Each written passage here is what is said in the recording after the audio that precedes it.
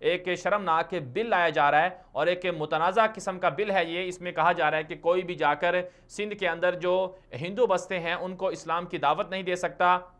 اور پھر ساتھ ساتھ اس میں یہ بھی خبریں سامنے آ رہی ہیں کہ جو اقلیتی اراکین اسمبلی ہیں بالخصوص سندھ کے اندر جو ہندو ممبران ہیں، صوبائی اسمبلی کے ممبران ہیں، وہ یہ کوشش کر رہے ہیں، اور قومی اسمبلی کے اندر جو اقلیتی رکن ہیں، اراکین ہیں، ان کی جانب سے کوشش کی جا رہی ہے کہ سندھ کے اندر جو ہے بسنے والے ہندوؤں کو اسلام کی تبلیغ نہ دی جائے اور وہاں پر اسلام کی تبلیغ کو ممنوع قرار دیا جائے. اور یہ خبریں سامنے آ رہی ہیں اور یہ بل بھی لایا جا رہا ہے کہ سندھ اسمبلی کے اندر یہ بل پاس ہو جائے. پھر اگر کوئی بندہ جا کر ہندوؤں کو اسلام کی دعوت دے گا تو اسے پکڑا جائے گا، اس پر مقدمہ دائر کیا جائے گا اور اسے سزا دی جائے گی. تو سوال یہ پیدا ہوتا ہے کہ پاکستان بنا تھا اسلام کی بنیاد پر، کلمہ طیبہ کی بنیاد پر، اور پاکستان کا مقصد بھی یہی تھا کہ اسلام کو عام کیا جائے، اسلام کی دعوت دی جائے. اور اسلام کا پیغام بھی یہی ہے کہ اسلام خود اپنے بارے میں یہ کہتا ہے کہ وہ جبر تو نہیں کرتا لیکن اسلام کی دعوت اور تبلیغ کی اسلام نے اور رسول پاک صلی اللہ علیہ وسلم نے حکم دیا ہے. تو اس حوالے سے پاکستان کے اندر بسنے والے جو